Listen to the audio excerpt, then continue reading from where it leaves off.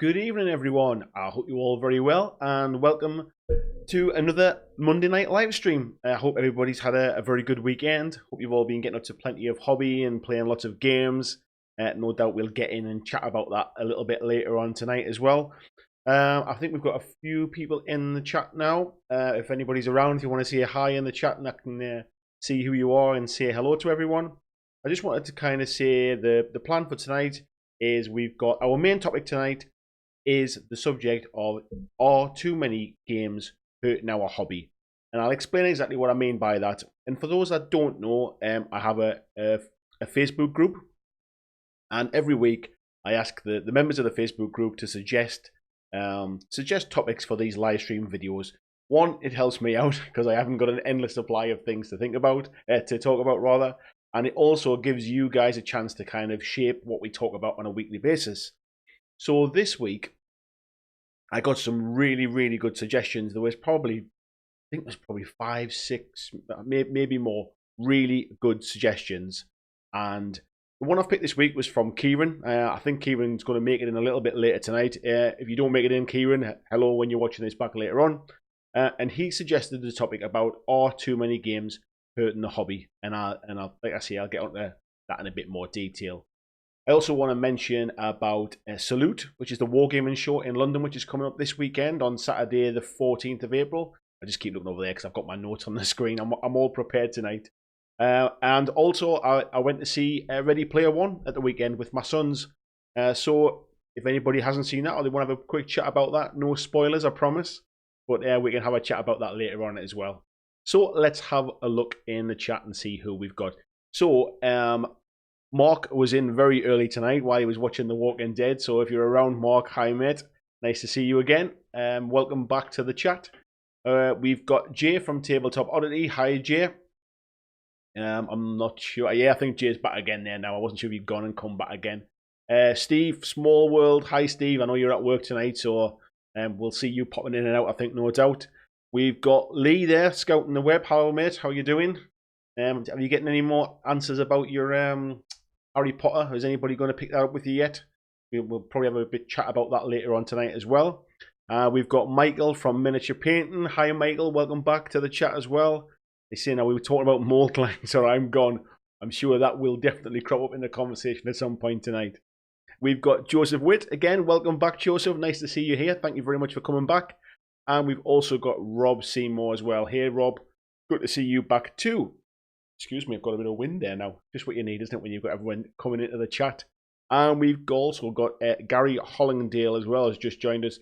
Not sure if we chatted before, Gary, but thank you very much for joining us. Really good to see you. And we've just got Hal Martin has jumped in on the end there as well, and he's saying thanks for the live chat. You're welcome. I really enjoy doing them. It's something a little bit different to kind of break the week up a little bit when I'm doing, rather than just doing normal videos all the time. So yeah, thank you very much for joining me. It wouldn't be much of a live chat if I was just chatting to myself. So it's you guys and girls that make these live streams worth it. So I think what we'll do is we'll kick off. Actually, I tell you what, no, we'll give it another 10 minutes or so before we kick off with the main topic for tonight. I'll very briefly, kind of hobby-wise, what have I been up to this last week? And you guys in the chat as well, what have you been up to this last week, hobby-wise? I know Lee's been doing a bit more of his Stormcast. They're looking pretty good at the minute. I think Christian, I think I missed you out there, Christian, actually. I remember seeing your name, but I don't think I said hello to you. Hello, Christian. Apologies if I did miss you out. Thank you very much for coming back to the chat again. And Christian, yeah, has been playing Zombicide with these two daughters, if I remember right. And yeah, they really did look like it was a great game from the photographs. All of his miniatures are painted now. So, yeah, it really does look good. Jay, I saw you've been knocking out some more videos as well about Star Wars Legion Terrain. The man's like a machine at the minute. Can't believe how much he's getting through. So, yep, if anybody hasn't checked it out, pop over and see Star Wars Legion Terrain on his videos. Mark's just saying he's been buying more Shadespire expansions this weekend. I saw that, Mark. It was you, wasn't it, that said you'd ordered it from Asgard Wargames. I just realised today I've got the Skaven and the dwarves. I haven't even opened them yet. I've been doing my hobby room has been getting a bit of a tidy up, a bit of a change around. You can see my nice my background here behind me, which is actually it's just a green screen. It means I haven't got to worry about keep changing everything around. I've got my lights in front of me now. Everything's set up nice. So we'll do a bit of a tour, maybe a video, maybe one day in the next couple of weeks. Now it's all finished. But yeah, I was tidying up, putting all my games back on my shelves, and realised that I've still got them 2 expansions not even touched, not even opened yet. Disgraceful. We've got Michael is saying he's finished his Undead army so far with the completion of his Zombie Legion, 60 minis for Kings of War. Yeah, I was having a chat with Michael on Facebook Messenger about a week ago, Michael, I think it was. We were chatting about Kings of War and about armies and bits and pieces, which ones look quite attractive to me, which ones do I like to look of. I'll definitely get into it at some point, I think. Lee's saying he knows 2 local players, one of which played a bit of AOS with, so we'll see some use, I think. So Lee's looking for some local players to see who's interested in the Harry Potter game, just so if he does pick it up, he's got a little bit of a sort of gaming circle, I guess. Just ordered the core box in Voldemort 5 minutes ago, as it happens for my Christmas. I'm glad you've gone in for it, Lee. I know you were really wanting to do it. I'm glad you did. I'll certainly have a few games with you with it, mate, because it does look good. It's just I wouldn't say it was top of all of the things I'm spending money on at the minute. And I noticed there's been a few shops now are starting to say they're going to be stocking it. So it's something I suppose I could pick up a little bit later on down the line as well and still get involved. Michael's saying he's just ordered an Ogre army. I'm assuming that's for Kings of War again, mate, as well. Lee's saying his Stormcast painting's doing it tonight as well. Super happy. They're looking really, really good, Lee. You should be rightfully proud of them, mate. They look great. Mark, new Zombicide Invaders is on Kickstarter tomorrow. I don't know what it is. Is this just a certain time of year? I just feel like there is a lot of very good Kickstarters and pre-orders have all come at once. So we've got Hellboy's just been announced. It's going to be on the 24th, 25th of April. That's going live. So that one's coming up. We've got the Zombicide one tomorrow. We've got the Batman one's just finished. We've got the Night Models one for Harry Potter still. I think it's maybe into the last few days now. Street Fighter one looks like it's funding quite well at the minute. You've got Steamforged Games have just launched their God Tier one. There's just so much going on at the moment. I'm really surprised with just how much there is there. Titan drops. Nice to see you, Titan. I don't think we've chatted before. If we have, I apologise. But if not, welcome to the chat. Thank you very much for tuning in. Is Rune Wars worth it? Personally, I've only played a very small demo game of it at the UK Games Expo last year. For me, I really quite like the mechanic of almost the little X-Wing dial type things. The board does start to look a little bit busy with all of the little tokens and dials and everything else on it. But the miniatures look quite nice. I would say it was a little bit expensive for the core box when I looked at it. I think it was about £90 for the core box, which was quite a lot for something I wasn't sure I was going to play. But I never got into it. I think not long after it came out, Star Wars was announced. So that almost kind of took everyone's attention for Fantasy Fight into the Star Wars game. I know there are some people who play it and they sort of sing the praises of it very highly. If you listen to the D6 Generation podcast, I know the guys on their play it, they kind of went all in, and for a couple of guys who flit around and play lots of different miniature games, they seem to be sticking with this one. So it must have some kind of attraction. Jason, go through phases of energy. I'm so sleepy tonight, enjoying the green screen. Yeah, it's I just thought I'd try and, I keep moving my room around to try and get the best layout. What I've done now is I've actually moved my desk away from the wall. So there's a wall behind me, then I've got my desk, and then I've pretty much got my room kind of around. So it doesn't look particularly nice in the room, but it's really practical for doing my videos. It means I can put I've got my webcam on at the minute for this. I've got my camera with its tripod up above it so I can stand up and do my normal videos and stuff. I've got my desk to do any kind of down shots and stuff. So yeah, that's all looking pretty good. I'm happy with how it's turning out. Michael saying in Netherlands, Rune Wars never really picked up. Yeah, I don't think it's just limited to there, to be honest. I haven't seen a lot of it in the UK, if I'm honest. Somebody might be able to tell me otherwise, but I haven't seen a lot of it. Lee's saying he wants to play Ogre's next miniature painting. Next Michael miniature painting. Feeling a pulling sensation towards destruction again. Yeah, I must admit they're not getting a lot of love either at the minute. Destruction's kind of been forgotten about a little bit. Gary's saying he's been painting his Spider Grot army. Just bought a copy of Shadespire, so learning that too. Yeah, two good games there, mate. You'll not be disappointed with those two. Robert is saying he's been working a lot these last few weeks, so not much hobby time. Yeah, unfortunately, that's just how life pans out sometimes, isn't it, mate? Did however play a few 40k games with mates and ordered some new terrain for Walking Dead. Nice. What terrain have you ordered, and what do you play for 40k, mate? Joseph saying he's finished his Walking Dead miniatures, ordered the next set. Speaking about Walking Dead, I don't know whether many of you guys are members of the Walking Dead Facebook group. You'll have seen someone called James Chalmers is starting a YouTube channel dedicated to Walking Dead. He's one of the guys that myself and Lee play with our local gaming group. He actually runs the gaming group, so he's been picking my brains a little bit about videos and stuff. So no doubt we'll probably at some point team up to make a video for the Walking Dead on that one. Lee saying totally understand people not buying it Harry Potter though. Happy to get it out for others to play. Yeah, I think I must. If anybody hasn't seen it, the guys at T&G Productions, they've got some of the miniatures sent to them, sent early. I think it was the Dumbledore's Army box and the Slytherin Students box, and they've showed them on their channel today. And the sculpts do look very good, actually. I don't think you'll be disappointed, Lee. Michael's got don't forget Infinite Black Dice, followed by the Lovecraft Mythos on dice. Nice collectibles. Oh yeah, that's right. I forgot about those ones as well. Panzer's in. Nice to see you, mate. How are you doing? So you've been kind of travelling around this week with some very nice photographs of where you've been. You said being a bit late making a cappuccino. That's never a bad thing. If the coffee before the live stream, is it? We've got Idic B is in, so nice to see you too, Nick. How are you doing, my friend? How's the new Codex treating you? We got Ryan McLeod, who's hiya, Ryan. Again, I'm not sure if we've chatted before, so thank you very much for joining us.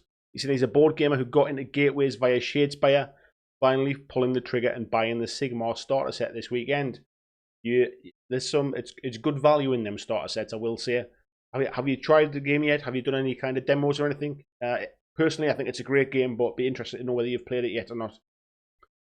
We've got Michael saying lost another soul to the GW machine.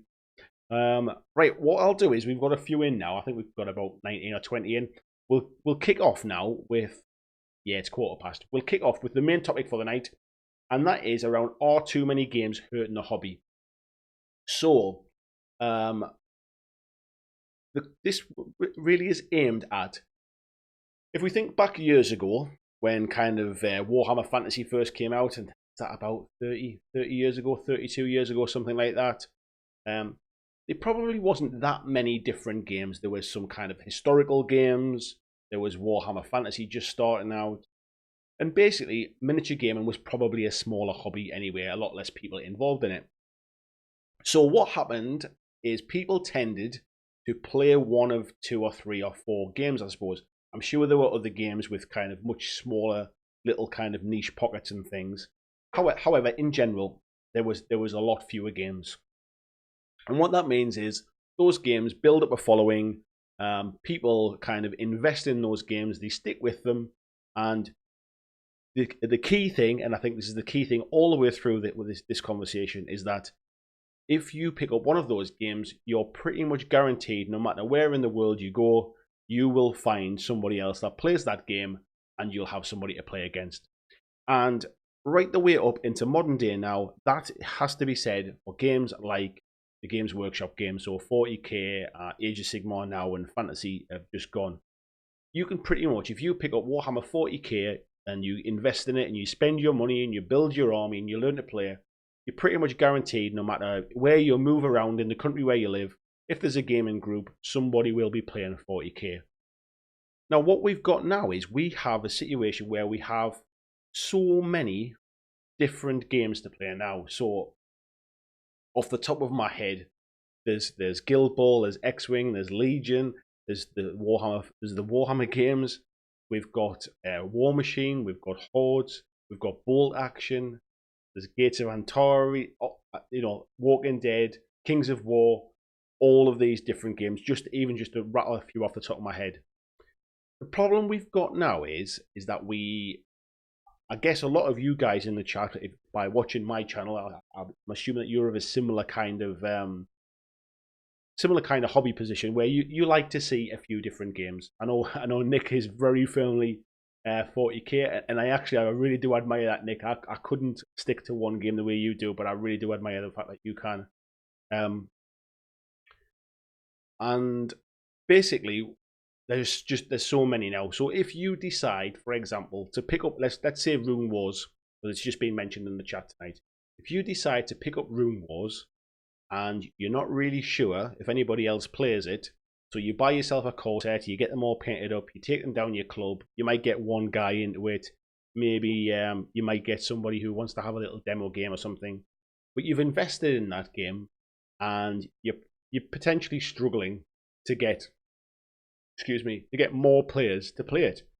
So then what you find is that nobody plays that game, so you then pick up something else. Or maybe you pick up, I don't know, let's say Harry Potter, because we've just been talking about that as well. So you pick up Harry Potter, and some people decide, oh, I missed out on the Kickstarter, or I missed out on the pre-order, so I haven't got all the extra bits, so I'm not going to get into that one. And then you try something else. You try Bolt Action, and you pick up Bolt Action, and you go down your local club, and you find everybody plays 40k. Nobody's into that kind of historical kind of games. So basically what we do is we constantly chopping and changing games. We're buying in with core sets. We're getting started in a new game. We see something where the rules look fantastic, or the miniatures are great, or the company's really kind of engaging the community. But because it never reaches that kind of critical mass to create a very widespread community, you struggle to get people to play against. And games come and go, you know, there'll be the flavor of the month kind of thing. So for example, we've got let's say Wild West Exodus is making a real kind of a real inroads into trying to get the community talking about the game. They're going out to gaming clubs, they're going out to gaming stores, they're really trying to get people involved. However, I'm not seeing a lot of people playing it yet. That doesn't mean it's a bad game. It doesn't mean they're bad miniatures. Both of them things, I've played a demo of the game. I've got some miniatures of it myself, and both of those I think are excellent. But there's just so much. There's just so much time. There's just so many games.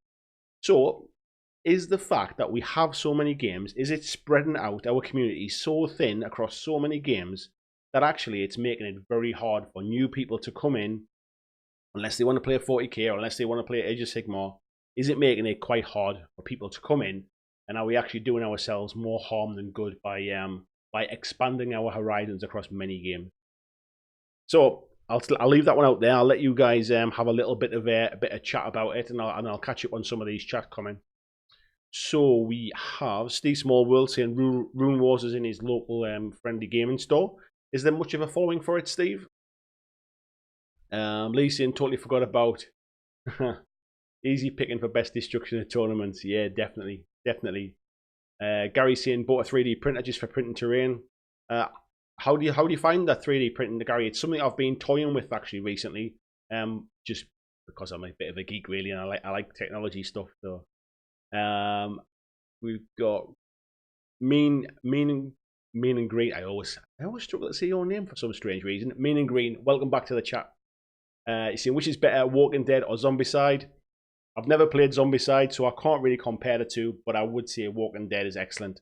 I think maybe Christian might be able to tell you a bit more on that one. Rob saying he ordered some tents for the first campaign on eBay, kind of an impulse purchase. That's what tends to happen, isn't it? You see something, you think, well, I'll have some of them. Straight away, you're buying into stuff. We've got... Oh, I've lost my place in the chat now. Oh, Nick saying Necrons is good, thanks. Panzer saying love it when it paint more blood and ponder as you talk. Actually, just as a bit of a kind of thing, do you tend to sit and do a little bit of painting, or is it something that you just kind of pop your headphones in and listen to it in the background? Or quite interesting just to see what you enjoy about the live streams, really. Christian is saying he is looking forward to Hellboy, not going for Zombicide Invader. That surprises me, actually. Had enough of painting those types of minis. That'll be why then. And going to make some terrain to take a break from painting for a while. Yeah, it's nice to kind of switch it up a little bit, isn't it? Michael is saying he does one Zombicide and Invader sounds nice. I'm tempted because I've never bought a Zombicide game before, so maybe the sci-fi version of it might be worth picking up. Excuse me. Peter's saying simple answer is no, but also yes, as it's hard to find players. Love the mix of games now. Yeah, and that's where I kind of am really. I think, I mean, unfortunately, between work and kind of looking after a little one and my wife working away, I don't get to the games club as often as I'd like to. I was just chatting with one of the guys this week, and I realised I don't think I've actually been this year yet because of one thing or another. So a lot of my hobby is almost the collecting and the painting and the reading the rule books and the theme of everything else. I think I'm more of a collector really than a gamer these days. So I guess it depends upon what you're where you get your enjoyment from. Then we've got it's going fast the chat and that tonight. I need to try and keep up with it. Yeah, Nick saying 40k only. Phil Wilkinson, nice to see you, Phil. What I will say to everybody is Phil was the first person in the chat today about 4 hours ago. So nice to see you again, Phil. I hope that green paint hasn't stained your lips too much, mate. Thinking of 40k and Silver Tower now to go with AOS. I've got Silver Tower. Absolutely love it. Actually, I bought it from Lee. That's in the chat tonight, scouting the web. I've had a few games of it now, and there's a lot of miniatures inside that box. And I know Lee had bought some expansions, so it's not just the base set. But yeah, there's some fantastic sculpts in there, and the game's really, really good. And when I was interviewing James Hewitt, he's the guy that wrote the rules for it, and we had a very brief chat about it just before the interview. Phil saying taking 8 months of painting, or yeah, does it not? Does it not? Saying up for it, just take time. It's one of them things where I think for something like Silver Tower, you almost want to paint every miniature to the best of your ability. It's not like churning out an army, even though there is that many kind of models. Steve is saying my breeding program to get players has paid off. Only took 10 years to mature 2 out of 4 kids loving gaming. Yeah, I've now got 3 children, all boys, 15-year-old twins who tell me they're quite often in the chat actually. But who knows? They might be lurking around in the background. Boys, we'll see if you are. And I've got one that's just gone 18 months now as well. And of my 2 older boys, one, Sam, is probably, I think he's more interested in gaming. Adam, not so much.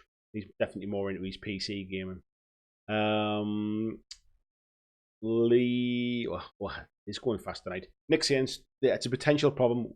Would have even wanted to try something different, no one else to play. And that's the thing, Nick. I mean, it really is tough if you can't get a kind of group of players together to play something. It almost that kills the game before it starts. I was chatting to Carl this week, who is Black Country Wargamer, and he was saying about Star Wars Legion. He loves the game. He's a big Star Wars fan, but the guys in his group just don't play sci-fi games. They just can't get away there really. We've got Lee saying going to be a special snowflake with Harry Potter at the club, I'm sure, hence why I didn't go all in. That I'm skinned. To be honest, it's not even about the money, mate. I think you've done the right thing going in with the core set. Yeah, Nick saying you have to agree with a group of friends to do a new game. Yeah, you can start it off yourself, and you can try and get others involved by kind of showing the game once you've painted your miniatures and really try and get them to buy into it. But I think it can get expensive unless you really know those folks are going to get into it. Steve saying not seen anyone buying Rune Wars or playing it in store. So they sell it, but you haven't really seen it yet. Sorry, Steve. Kieran, hi Kieran, nice to see you here, mate. And it as I mentioned before, everyone, it was Kieran's suggestion for the topic tonight. Michael saying what you did earlier is just buy a game, not think about who plays because it's only game. Now I think it's discuss with friends, buy starters, confirm you can play. Yeah, I think these days maybe I'm slightly biased about it. Maybe what I see, because I do like to get into a few games. I feel like there's a lot of people do that, and if all of your friends are all buying lots of different games, you never really settle on one for too long. Peter saying Mrs. Panzer has just said, does it hurt the community? Said it does hurt the community too many games. Yeah, I must admit, it wasn't something I'd even considered until Kieran mentioned this. But the more I think about it, actually, the more it's probably right. I mean, even if you look at it purely from a YouTube point of view, if I was to make videos about Warhammer 40k and just focused on one game, I think they tend to get more subscribers, and I think my views will probably go up because I'm servicing a bigger part of the community.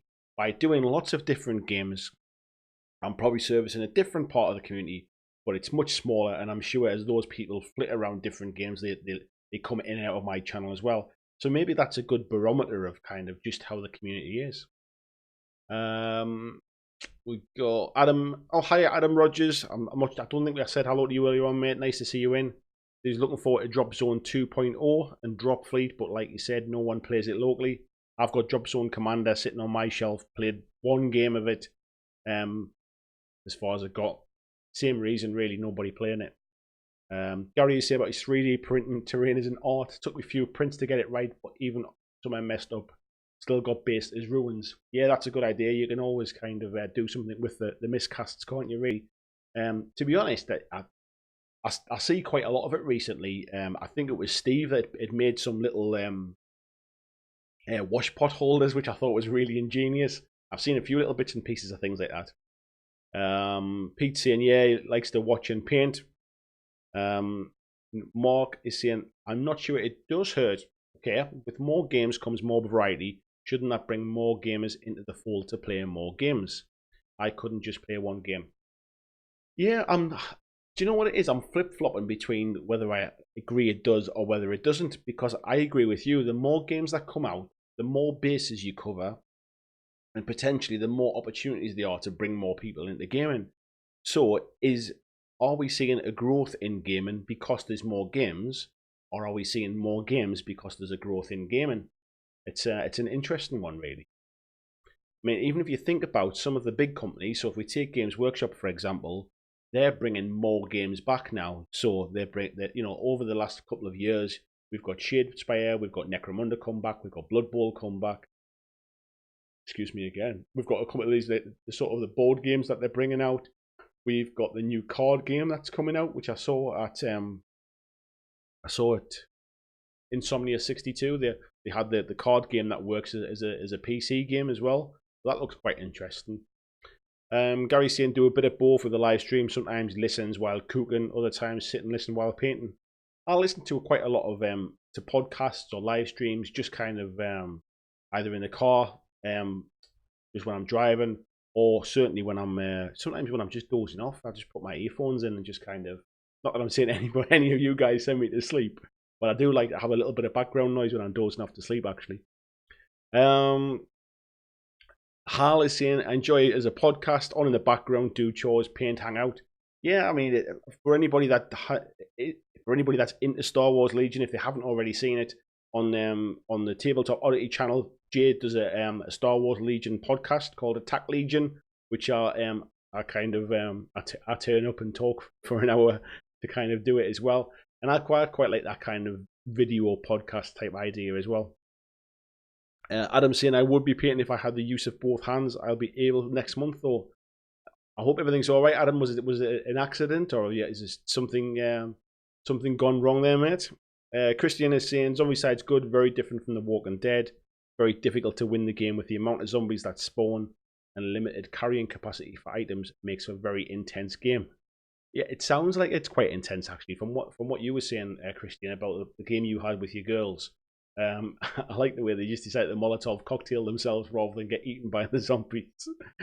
Panzer Pete is saying has a great club. We have 40k players, Blood Bowl League, but we have core players that will play anything. I'm lucky it means we get to play a ton of games. Yeah, I think a good gaming club is key really to this kind of thing. The gaming club that Lee and myself go to, when I get there, there's a real core of 40k and Age of Sigmar players. But there's definitely a few little kind of sort of little subgroups within inside. There's the X-Wing guys. There's a few guys play a mixture of games, but things like I think they were playing Gaslands this week. They normally play Frostgrave, a few other bits and pieces like that as well. So if you go to a good kind of a good size gaming group, you tend to find there's a bit of variety there. John John McCrory, nice to see you, John. I'm not sure if we've chatted before. Again, it's not a name I remember, but nice to see you. Thank you very much for joining us. Seems to be more board games around as opposed to war games. Yeah, there's definitely a swing, isn't there, to that kind of board game thing, which makes it easy to get a group together who don't necessarily like the modelling or painting aspect. There is more and more now board game type games with miniatures in them that really is kind of bridging that gap, and I think it is definitely catering to the new person to the game, to the hobby, or the new person to gaming who maybe doesn't have as much time on their hands. It's certainly where I maybe probably see myself going over time. Leah's saying we'll be happy enough to come over to play Shadespire again. We could manage to get in the club for games. Sure, some others will play again too. To be honest, mate, that's probably not a bad show. I might have to do that at some point because my wife at the minute is covering 2 jobs. She's working away quite a bit. When she's not working away, she's at home with the little one, and I'm working away. So yeah, I'm kind of housebound during the week really if my wife's away. Kieran's saying important part is though that you're enjoying it, whether you're just painting or collecting now for whatever reason. Yeah, and that's it, Kieran. What I would say is that I think I've mentioned this before. One of the reasons I started this channel really was because I didn't really have the time because I was at home with a little one. I didn't have time to get out and play the games. And I wanted to kind of engage in a community of gamers and kind of mix with other people with other people who like the games, other people who paint, and other people who just collectors as well, I guess. And if I wasn't doing this channel, I think I'd probably just get sucked into kind of PC gaming or console gaming again, because I think this really kind of keeps me involved in the hobby and keeps me involved with the community. So thanks to you lot. Phil saying nice to see you too. I felt a bit blue when I got paint on me doing my Zeke. Great show, mate. Thanks, Phil. He says he's not a tidy painter. You know, I am a tidy painter actually. He's saying, are you a tidy painter? Yeah, I tend not to get paint on my hands. I do lick my brush, but I tend to wash it out first as well, so I don't get anything on my lips or anything like that. I am quite a tidy painter actually, I would say. My painting area tends to be a bit of a dump, but actually when it comes to painting, I don't tend to end up with it all over my hands and stuff. I actually wear gloves when I'm like priming or when I'm airbrushing and stuff like that as well. Funny, yeah. Underdog painting, we got Bazaar in, or Bazaar as he likes to be known. How you doing, mate? Nice to see you in here. We've got John is saying he's picked up Legion to play with his son. Downside is he has to paint everything. I'm quite enjoying painting my Legion stuff, I must admit. I haven't done too much hobby this week actually, so I've still got my Stormtroopers left to finish. But they're pretty much done now. That'll be the core set all finished. Bazza's saying he's really got into Shadespire. I saw the orcs you'd been painting, rather. They look really nice actually. PC, I think I have the same problem as you, Andy, about collecting games more than playing them. But luck has it the group I play with are open. I've been thinking recently, when I tidied my room in here and I kind of moving all these boxes of games around, I was thinking I should really sell some of these off. You know, if I'm not going to play them, I should sell them off. But it's really hard actually to decide to sell them on, because I think I'm probably not going to get much for them. And actually, are they worth more to me just sit on the shelf so I can just pick them up and paint one of the miniatures one day? Like for example, I've got, and I'm just looking over the top of my screen here, I've got the Operation Ice Storm, I think it is. It's the Infinity starter set, and I've painted kind of half the models in there. And again, it's just I don't think I'm not going to get that much by selling it on, so I kind of want to hang on to it and just play it another time. Leasing, hard thing about starting a new game or is the thought of leaving the old games behind after spending so much time and money on them. Yeah, that's the thing, Lee, isn't it? It's not even just leaving the game behind sometimes. It's sometimes leaving gaming friends behind, because if they're not coming to play the new game, you don't get to play with them. And for me, a big part of my gaming, when I actually am gaming, is about the person I'm playing with and having fun with them people. And if you find a kind of a group of people that you enjoy playing with, it's almost a shame to start a new game and look for more people to play with. Michael's saying Vanguard for me. It's also, I think the community's getting a divide soon with coming of more skirmishes. Yeah, I think every gaming company at the minute feels like they want that entry point into their bigger games, and I completely understand why. But it's just bringing out more games, and the rules are slightly different. I mean, the rules for Kill Team for 40k are coming up soon, and it looks like they're very different to 40k itself, because I was hoping to use it more as an entry point into it. I think the rules are going to be too different, to be honest. We've got Pete saying, by the way, Mrs. Panzer only plays Love Letters, Pandemic, and Gangs of Rome. I didn't realize she actually played the miniatures games with me. I thought you might play board games, but I didn't realize she played the miniatures games as well. Hal saying, I enjoy the variety you cover. Thanks, Hal. It's for me, it's what I find interesting. The fact that anybody else watches it, I guess, is a nice bonus, really. I'm still always surprised by how many people kind of interact in the Facebook groups or in the chat, in the live streams, or come and watch the videos. It's like, you know, if one person watches it, I'm still kind of I'm still really happy. You know, really, it's nice that somebody else finds it interesting what I find interesting.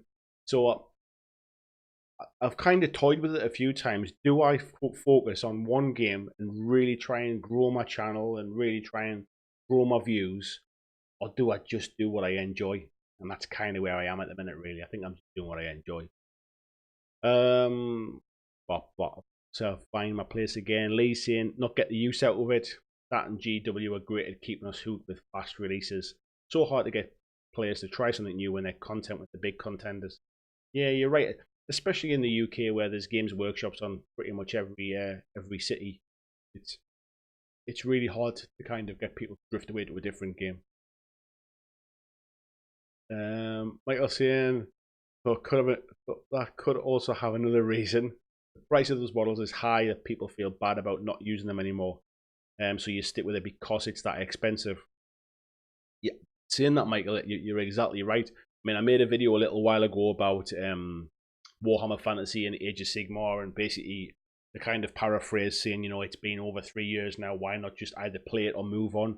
And the amount of people that are still contacting me now to say, you know, I sunk 10 years of my kind of gaming life into building this army and all that money and getting it to this point.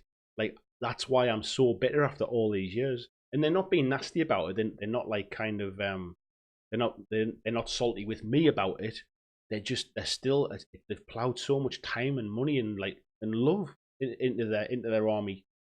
So no wonder these guys feel hard done by, really. Yeah, Michael saying it's an evil loop. Yeah, Bill saying in 2 years when I have a few more armies done, probably branch out to do a few skirmish games, less painting and still fun. Yeah, it's what you'll find though, Phil, is by the time you get one of those armies done and you start the second one, there'll be another one that just takes your eye. That's the addiction of the Games Workshop, isn't it? Or the big army hobbies. Jay saying what a great podcast. Yeah, I couldn't agree more, Jay. The hosts are amazing. See, I think gaming companies sort of need to realise wargaming isn't board gaming. People aren't going to buy loads of games over and over. Well, some people won't.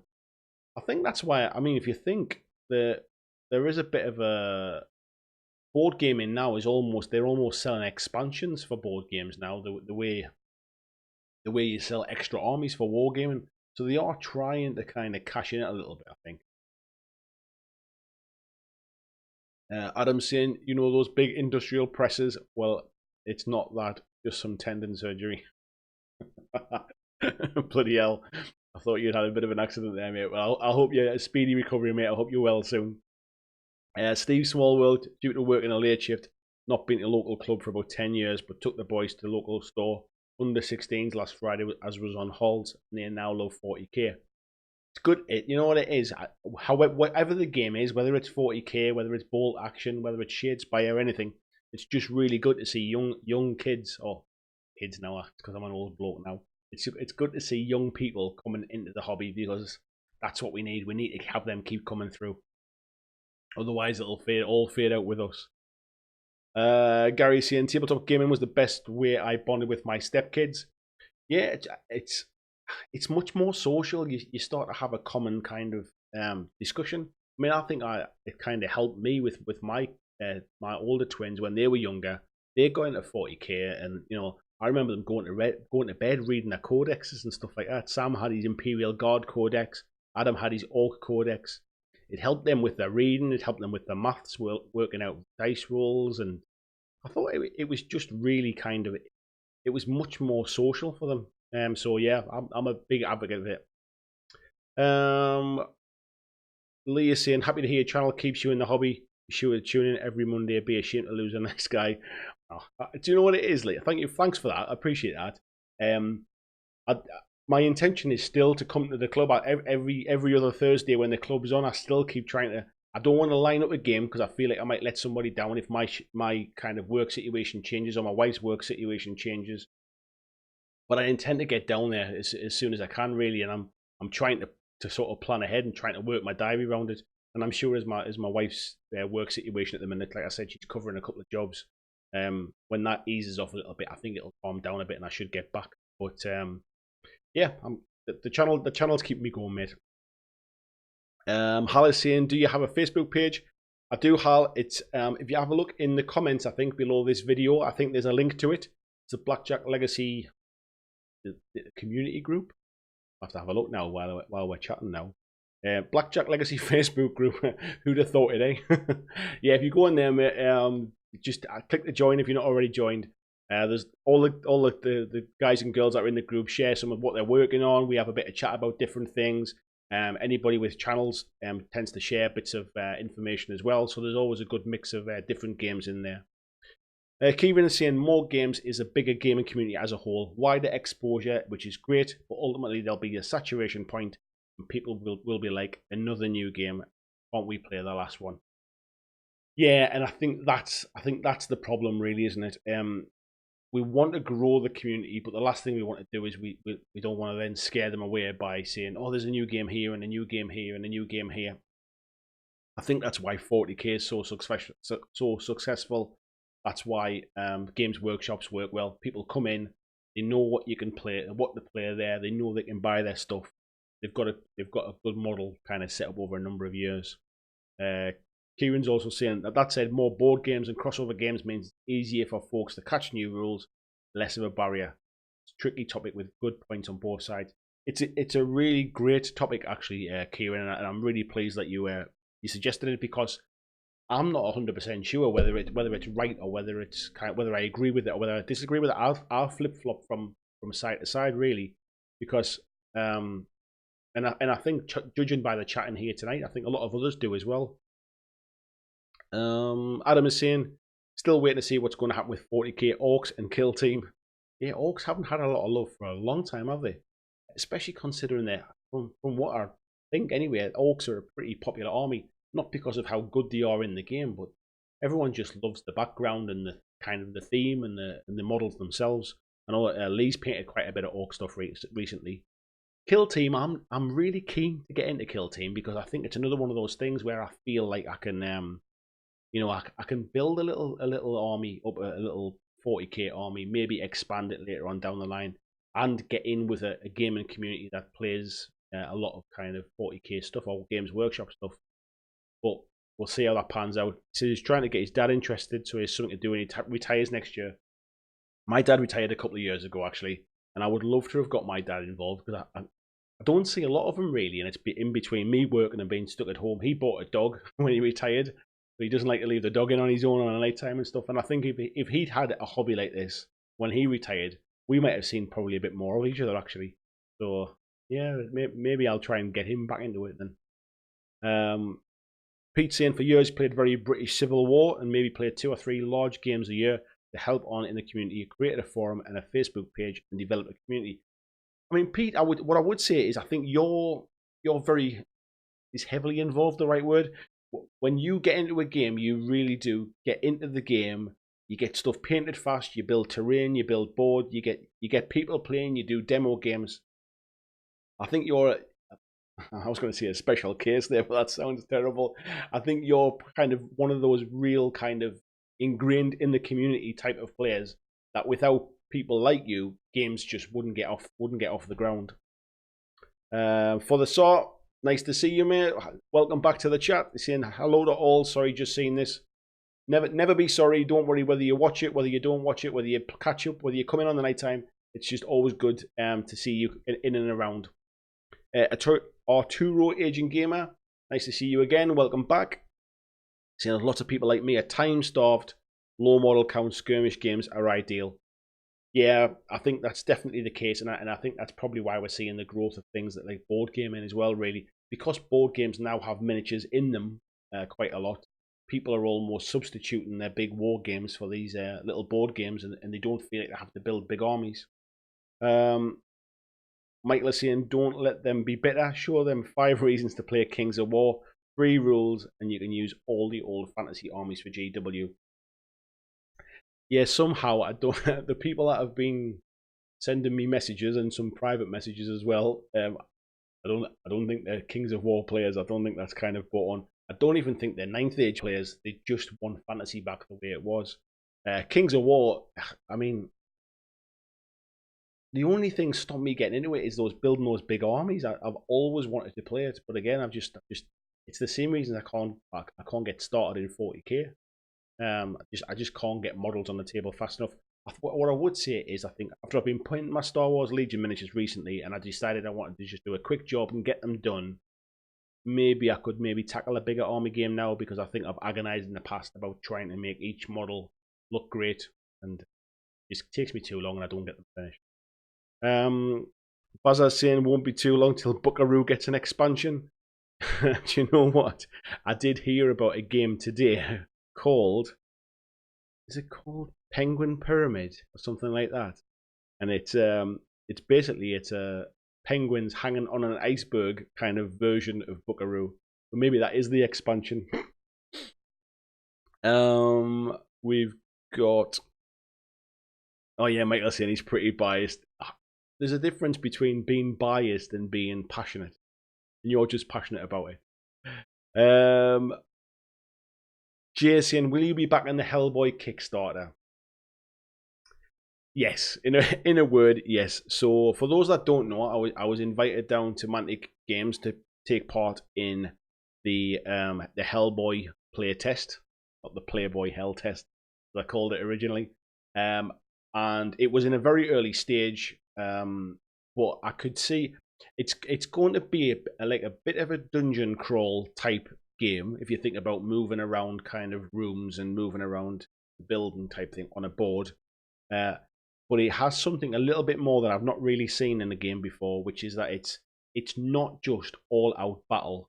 There is a kind of a threat tracker that pushes you to move quite quickly through the game, but you have to explore and you have to kind of you have to investigate and find evidence as you go. And I found that quite interesting.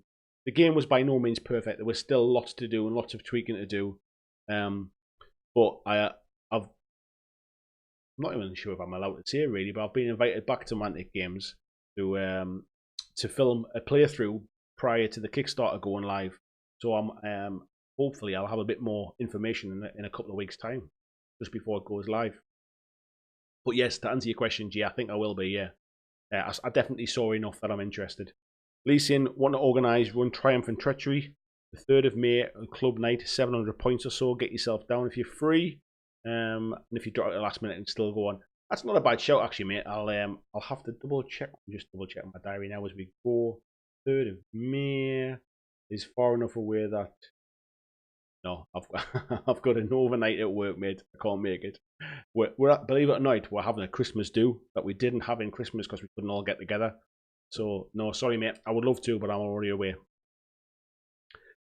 Peter's saying, thanks for saying that, Andy. Just I want to play the game, want people to play, so I invest the time and get people to invest in it. That to me is the fun part. No, I mean, there's a lot of people who are in the group who, in their own special way, they all kind of give a lot. They give a lot back to the community, and they do a lot. But what I would say about yourself, Pete, is I mean, the amount of stuff I've seen you demoing, you go to a lot of the shows, you kind of get into the spirit of it, dressed up like a pirate and stuff. You really do kind of embody that kind of community spirit, I would say. So congrats to you, mate. It's well deserved if you're enjoying it. So let's see how we're doing for time. Bloody hell, 50 minutes gone like that. There doesn't take long for that to do.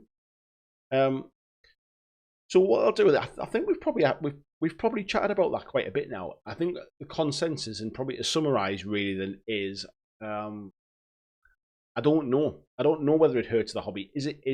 Are more games growing our hobby? So more people are involved, or are more games coming around because more people involved in it, and it's kind of just killing it a little bit. It's killing the hobby that way. So I think we'll leave that with the who knows answer. And I haven't really given it enough thought to know which side I come down on. But if I do kind of give it a bit more thought, I might make a follow-up video about that one, I think. Adam's saying he's practicing his John Hurt, Ian McShane voice to narrate the Hellboy game with your friends. I forgot Ian McShane did, what was he called again? It's Broom, isn't it? Is it Professor Broom? I think it was, isn't it? What's interesting actually is the game obviously follows the comic books, not the movies. And I think if anybody that saw my interview with James about Hellboy, is that in the comic books, there's a lot of the characters never interact with each other. So for example, I think it is Johann Kraus, I think, comes in to replace Hellboy in the Paranormal Research, BPRD, I think it is, isn't it? The Bureau for Paranormal Research.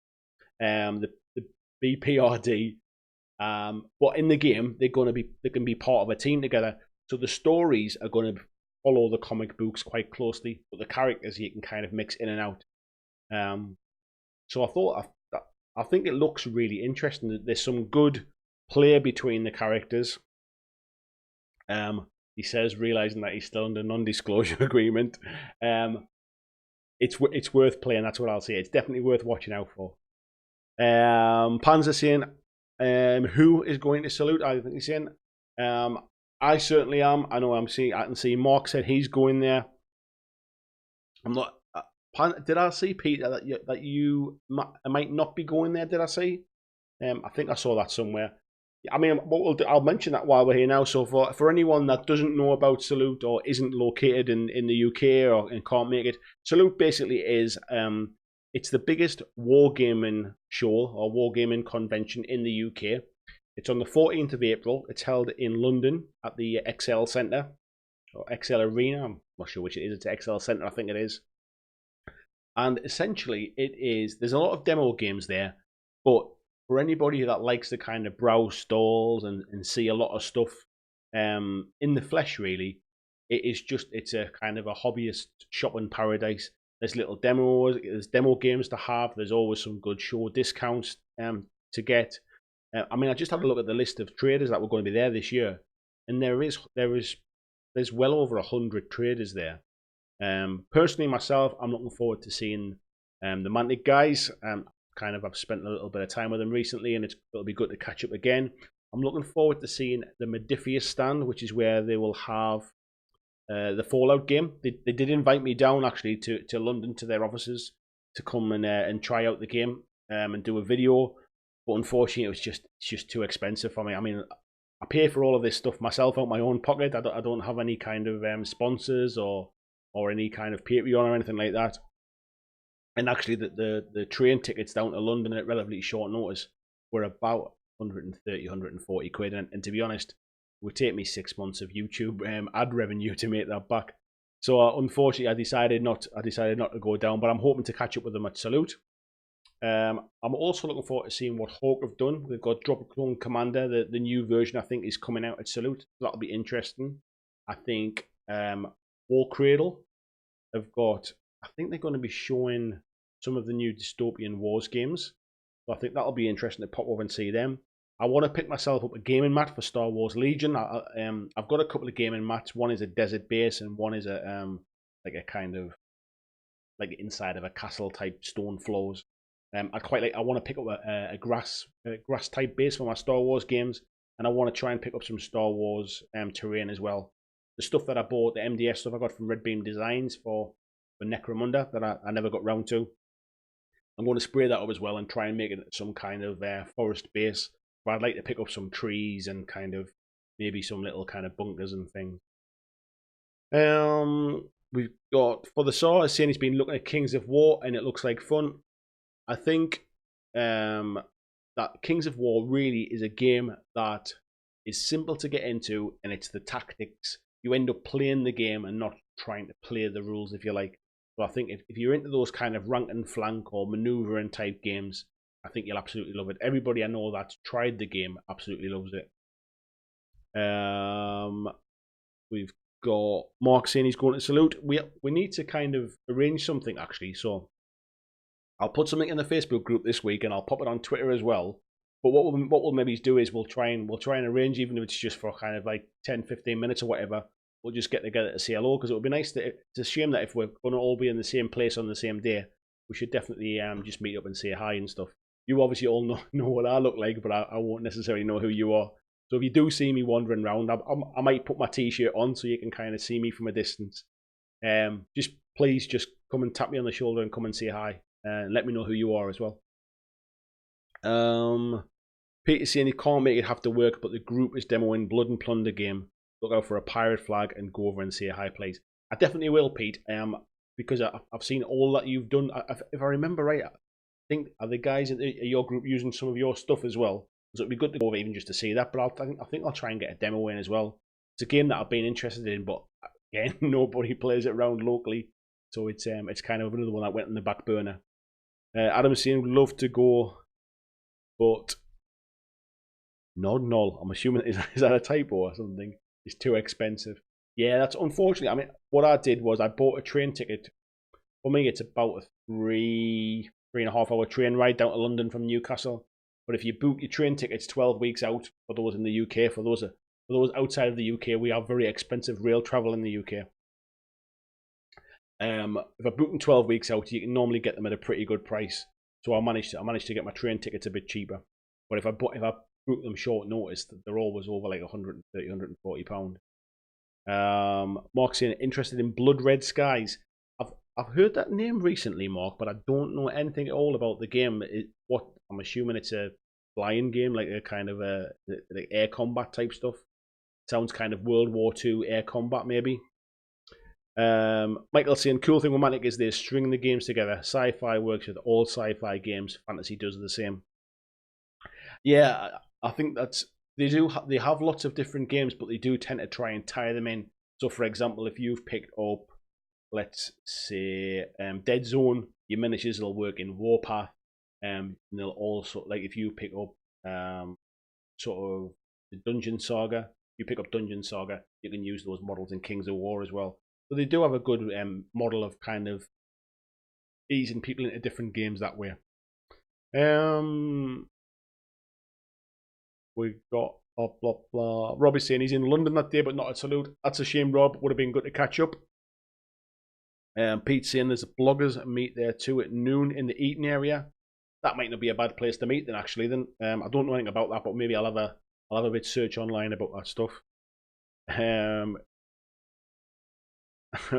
Jay's saying it's a Red Dwarf reference. I've not seen a lot of Red Dwarf. I'm ashamed to admit. I am aware of it, and I've watched a few episodes of it, but I wouldn't class myself as a hardcore fan. I definitely haven't seen enough of it anyway. Jason, are you going down Saturday? Coming back Saturday? Yeah, I've got a train at like 6:30 Saturday morning, and I think my train coming back is like 5:30 on the evening. I get back home about 8:30 or something like that. So yeah, just there and back. Michael saying Vanguard wins will have to. They'll have consequences, I think it is. Yeah, for Kings of War games. Yeah, that's right. So basically, what you can do is you can make them into part of a bigger battle. So, for example, you send your little Vanguard units out to scout something out, and if they win that battle, you can say, right, in the main battle, you've now got an advantage because you won the small Vanguard battle. Pete is saying, yeah, they're using some of the stuff. Yeah, I definitely want to head over there and get to see the stuff in as well. And so I'll say hi, and I'll mention that you sent me over. It's a Battle of Britain game. I thought it might be, yeah. So Nod is London backwards. Yeah, it is from Red Dwarf. Sorry, guys. Hold my hands up. I'm not that good. Kieran saying Star Saga, Dead Zone, Warpath, Firefight, and Warpath, Dungeon Saga, Vanguard, and Kings of War. Yeah, I forgot, Kieran. You're kind of heavily into the Mantic stuff as well, aren't you? As well. Firefight's something I've not actually. I don't know much about, if I'm honest. I could do with probably finding out a bit more about that, because Warpath and Firefight have been quite quiet really for all they had a big Kickstarter not long ago. Michael saying aye. And Pete saying I'll find out some details and post it on the Facebook page. Really good actually if you could, Pete. Just to kind of be nice, just to kind of have a little place to meet up or maybe see who else is around as well. Pete saying in Vanguard you can. Oh, sorry, Michael is saying in Vanguard you can win a giant at your side, and those things can kill Godzilla. Those giant models look really nice actually. I was surprised just how big and just how good they looked. Excuse me, just having a drink of my milk there. So how are we doing for time? We've had an hour. If everybody's still happy, we've got a few people in the chat. If everyone's still happy, I'll crack on. I'll carry on as well for a bit longer. What I would say is at the weekend, I went to the cinema with my older boys and went to see Ready Player One. Don't know if anybody else is if they've read the books from many years ago. It's a book based upon, I guess you probably know a bit more about it now with the trailers and stuff, but it's kind of a VR type world set in the future, but is very heavily influenced by the 80s. And I have to say there was lots of little Easter eggs in the film, referencing geek culture. There's a few references to Dungeons and Dragons and Gary Gygax. There's some references to to computer games, things like some old Asteroids and Adventure and old Atari games. Anybody and I am generalizing here, but anybody of our generation, our era, there's definitely lots of little nods and references. There's an excellent music soundtrack that's very much heavily influenced 80s music, and the special effects are fantastic as well. So definitely worth one to check out, boys. I would say. For me, I wouldn't say I was disappointed because that's not true. It was an excellent film. I was just a little disappointed it didn't stay more closely to the book. I love the book. I've read and listened to the audio book about 4 or 5 times now over the years, and I was just a little bit disappointed it didn't stick more closely to it. But that said, as a standalone film, it was fantastic. Michael's also saying size-wise, Firefight is a 40k standard game. Warpath is Apocalypse size. Is it really? No, I didn't realize that. I always thought Warpath was more 40k, and I thought that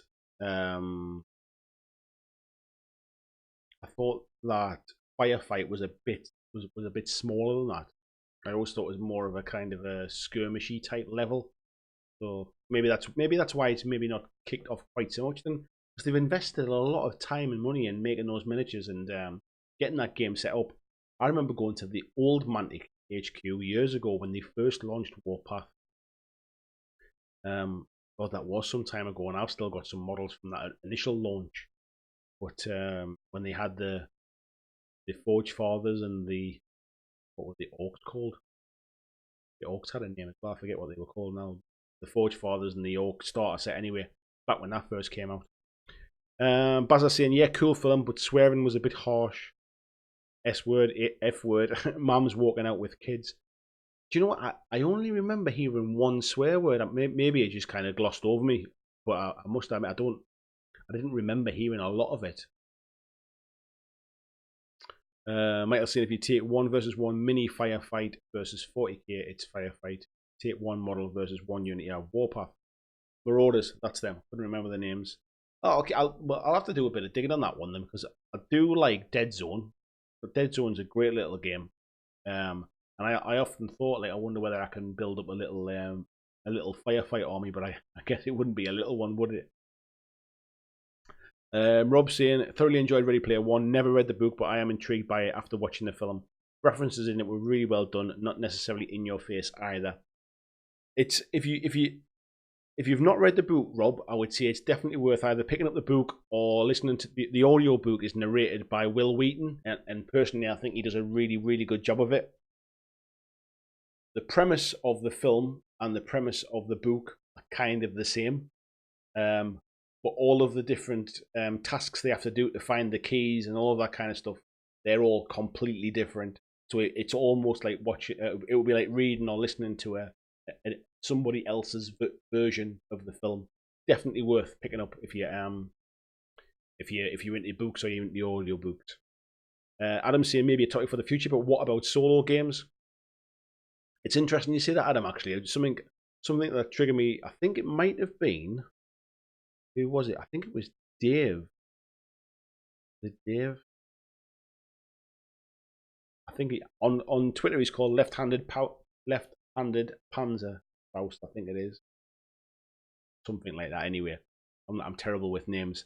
And David mentioned on a Walking Dead thread about that he was asking this guy that was starting up the new YouTube channel for Walking Dead was that he wanted more solo games. And it did get me thinking about actually just how many people play solo games. People who try to make sort of multiplayer games play solo so they can play on their own at home. It was something for Hellboy. I thought because it's a co-op game, it would certainly be suited to playing solo as well. So it's something I might do. Actually, I might try and cover a bit more solo games. Maybe it's a bit of a change for the channel as well. Really try and get a little solo games spot on it. Great shout. Thanks for that, Adam. Kieran saying from the Mantic website, and he's not played it yet. Warpath is the mass combat strategy game. Allows you to play massive sci-fi battles on tabletop quickly and affordably. And Warpath, using Warpath's innovative order systems, you'll command an army, infantry, elite specialists, high-tech vehicles in a dynamic game of strategy and tactics. Sounds good. And then he says, Firefight is the squad-level battle game where every soldier matters. Emphasis on cinematic battles between as few as 30 soldiers. The game is designed to zoom in on the action. That's right, it could potentially be a bit smaller than 40k then.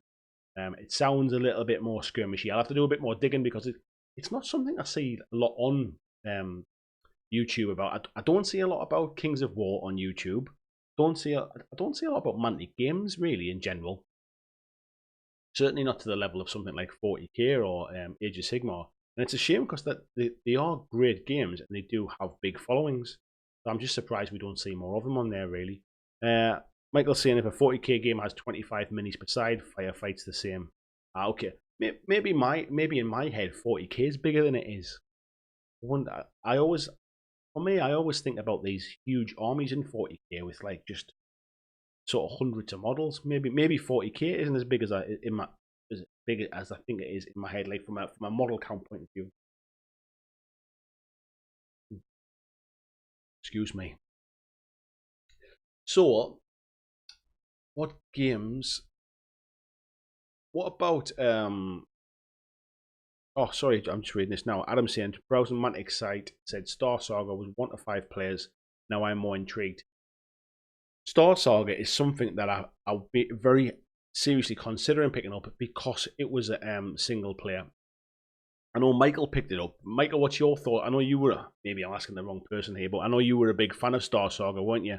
And not that I'm saying you're biased, but I know you picked it up. You just said there that game rocks. I know you definitely. I remember you doing the videos of painting the miniatures and stuff, weren't you? So how does it play? Is it quite a straightforward game? You're saying the main reason that Rob is the only one who's working on the videos. I don't mean actually the videos coming out from Mantic. I mean like community, like people like us, people with channels and stuff like that. I'm surprised there isn't. I'm surprised there isn't more YouTube videos for Mantic stuff. I have 2 copies. It's that good. You got 2 copies, eh? Kieran's saying Warpath stuff's kind of just been relaunched. They had problems getting the vehicles released. Oh, I did hear something about that. Is it a Hornet that the guys at Adepticon got this last couple of weeks ago? That is an amazing model. Really nice. Lee's saying 40k model count varies massively from army to army and even list to list. Vehicles are expensive now. Yeah, maybe that. I think when I first tried to play it back in 5th edition, it seemed like armies were huge. Maybe the game's just changed and I've not really kind of kept up to speed on it. Maybe it's something should really check out again. Michael's saying, yeah, he works for them. Can I be not? You can. Well, I guess you wouldn't work for them. I know what you do, Michael. I know you're you're very heavily in trying to get the word out there. You wouldn't be doing that if you didn't enjoy the games. It's not just because you do it because you want to, if you like. So it's not about being biased when you do enjoy the games. If you'd be biased if you didn't enjoy the games and you still said it. Adam's saying Luke's APS is a Kings of War fan, B is a War 5 soon. Yeah, I saw he'd released another video today, Adam. And what I was interested in was one of the things they've said is basically if you've never played before, you don't even have an army, just come along. We'll set you up with an army. We'll set you up with a game kind of thing. And I was really, really tempted to sign up and go along, actually, just to get some games in and give it a try. But the problem is, I think it's on a weekend. It's kind of, I think I've got a stag do the weekend after that, and the weekend before that. See what I think I've got Salute. Oh, the weekend before that, I'm back down in Mantic again. So I've got quite a lot of being away from home, actually. So the last thing I need is to have a boozy weekend in Wakefield, I think it is, isn't it?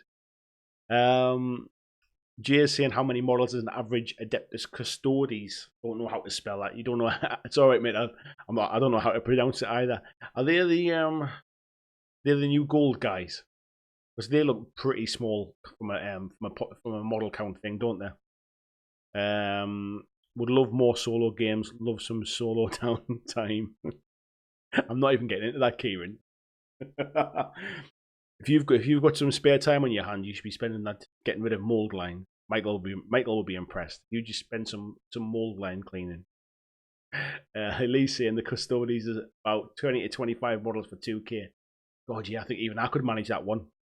DJ Todd P. Harris, evening all, first time here. Nice to see you, my friend. Welcome to the chat. Hope you're kind of just having a look to see how many we've got in. I'm sure you'll get a warm welcome. There's plenty of good folks in tonight. So thank you very much for joining us. Rob saying, love to do battle reports on Walking Dead or 40k for YouTube. Not very practical to get all the filming gear when I've got a wedding to pay for. Yeah, well, you can always put the wedding off for another year, can't you?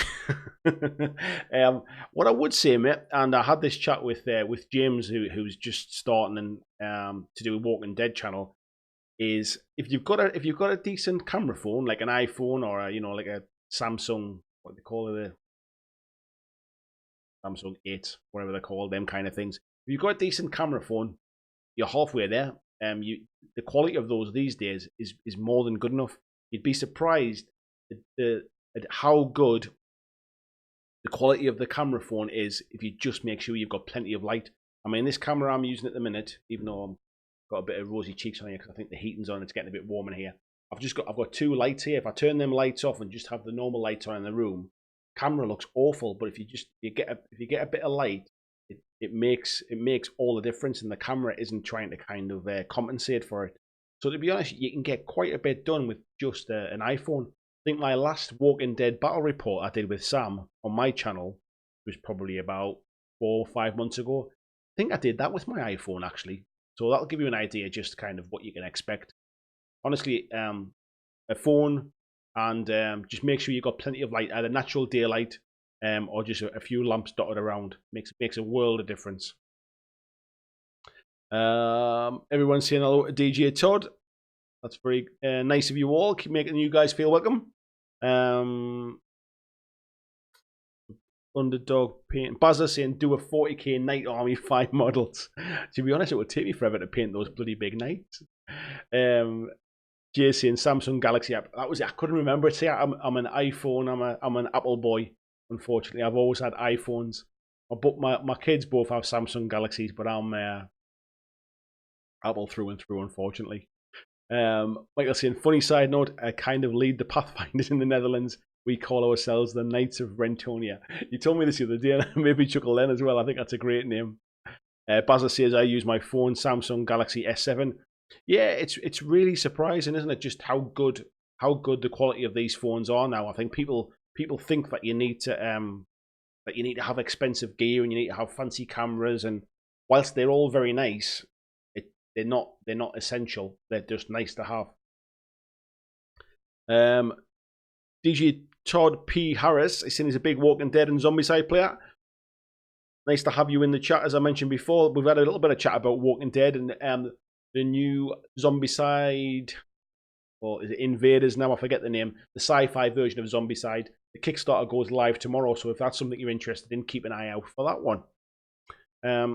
Michael's saying we always go to battle together. I've now got, oh, not me microphone about there. I've now got that Knights of Sidonia from Muse. The music's going round in my head now, and I can just see you riding across with your with your half coconuts, just tapping away like something from from the Holy Grail. JC and fairly sure Geeks Wargaming did their battle reports with an iPhone. They look good, but they have good lighting.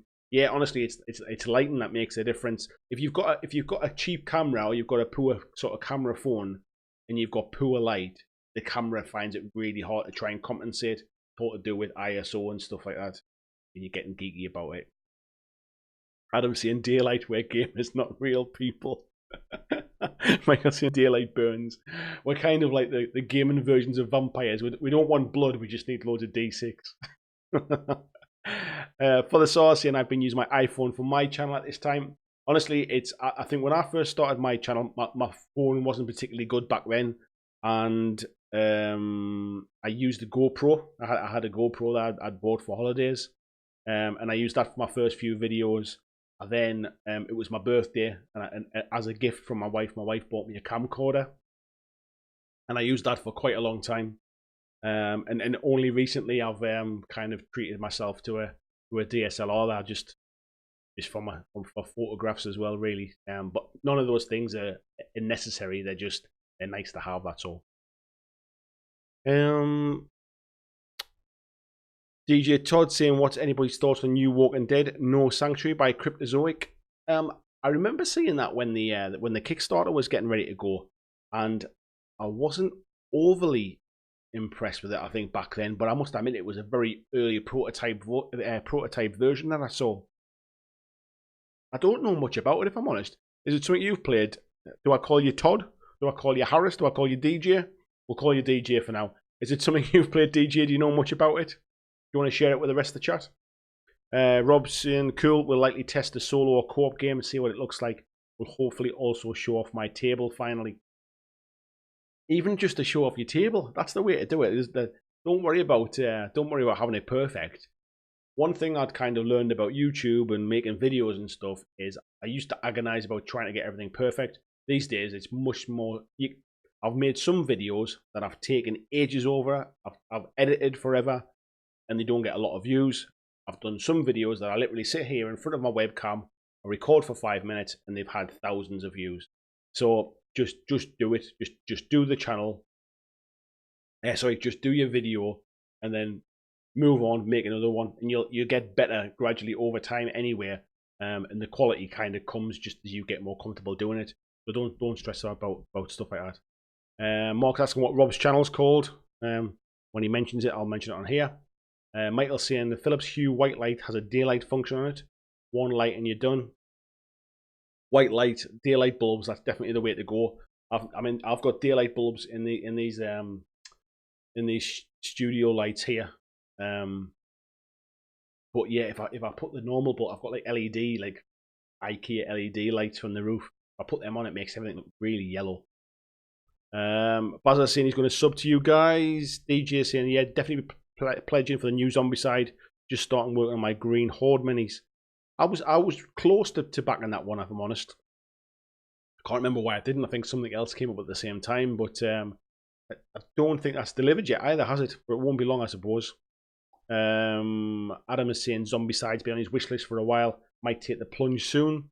Mark saying, nice one, DJ. I'll be back in tomorrow, I reckon. Yeah. You know what? I've just backed Batman. I backed Resident Evil 2 a little while ago. But Hellboy coming up. It's getting expensive time, isn't it? It's getting expensive. You can call me Todd. Okay, Todd. I won't call you DJ. Todd it is. Michael saying, get comfortable making videos or you can accept being and staying stupid. Welcome to my channel. Do you know what?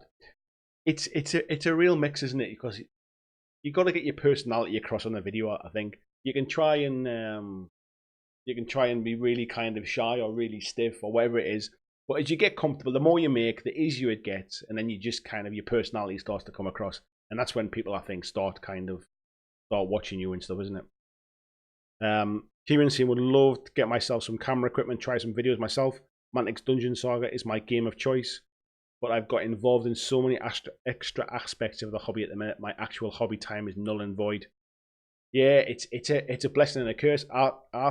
My painting suffers because I spend more time making videos, and I make the videos because I can't get out to play the games. It's a blessing and a curse all at the same time. I love doing this, and this has become probably the biggest part of my hobby now. But it has been at the expense of a lot of painting and other bits and pieces. Todd saying, learn the mechanics of No Sanctuary. So has it released now, Todd? Is it in stores to buy?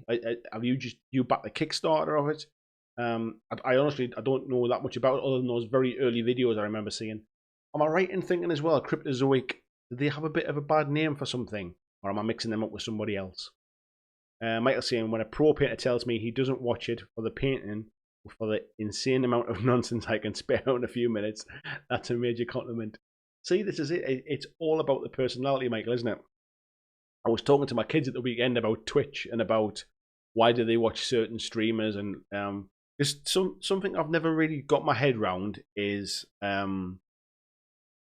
people subscribing to channels on Twitch. So people pay £5 a month to be a subscriber, and maybe it's just maybe because I'm just an old English bloke who doesn't understand tipping. But maybe it's not like I've never subscribed to a channel before on Twitch or anything like that. So I was talking to my kids who are obviously kind of much more down with the kids type thing, about why they see people doing it, and it's all to do with personality. It's all to do with people just wanting to kind of tip somebody a few quid, buy them a coffee kind of thing to kind of keep the channel going and keep the stream going, and that I find that quite interesting because it has to be down to personality. The kids aren't tuning into these gamers just to watch them play a game. They can play the games themselves. It has to be the entertainment value.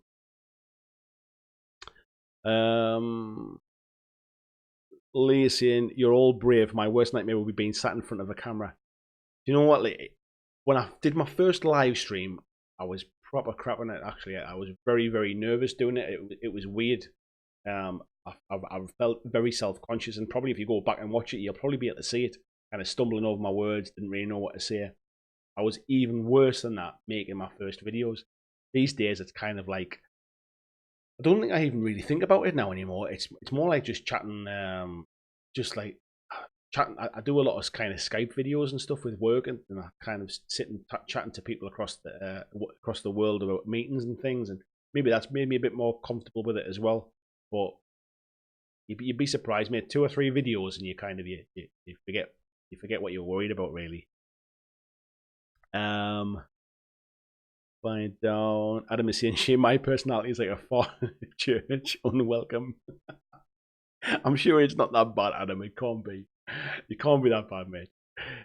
Todd saying, yeah, getting expensive back on all these Kickstarters. Back to Resident Evil, Chronicle X, Nemesis, and now the Zombicide sci-fi. My wallet hates me. Yeah, my wallet's empty. Mine definitely hates me as well. Kieran is here. He's laughing at Adam there. You're going to the wrong church. I don't know what churches you're going to, Kieran, if thoughts are welcome.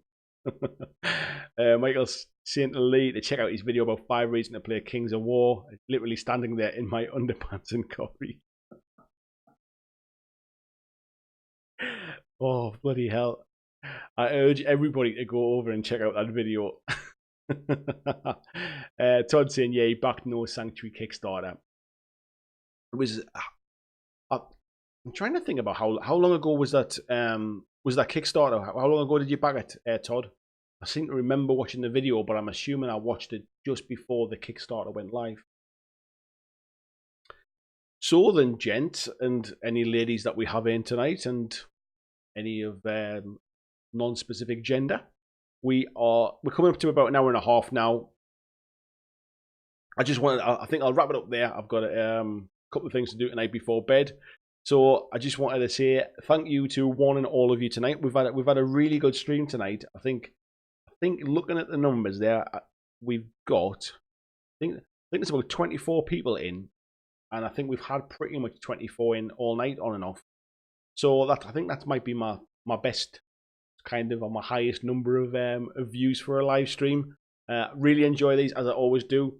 Remember, anybody that isn't already a member of the Facebook group, there's a link for it down below in the comments, underneath in the description of this video. Please feel free to come over, come and join the Facebook group. I'll be putting a post up in the next couple of days to talk about topics for next week's video. Next week's video. That's just dawned on me. I'm in France next Monday, I think. Is it next Monday? Yeah, I am. I'm in France next Monday. We might not have a live stream next Monday, guys. What I might do is I might try and take my laptop and see if I can rig something up, but I can't promise it. We might move the live stream to another night next week. Is that all right with everybody? I can't help it if I'm in France, to be fair. So yeah. But again, join the Facebook group. That's where we have the topics about what we're going to do, about what the topics are going to be for these videos. I just see a few kind of thank yous and everything going up there. I've just noticed Mark's comment as well that says, "See you with suit." Mark, if I don't remember to put something in the Facebook group either tonight or tomorrow, please put something in there, and we'll get everybody, anybody that's going along, we'll try and get together and we'll grab a coffee or a soft drink or something, and we'll all hang out for a bit, have a bit of a chat. Thank you again. Thanks everyone. Don't know how the best way to kind of end this is, really. Thank you all for watching. Don't forget to subscribe if you're new here and you haven't already subscribed.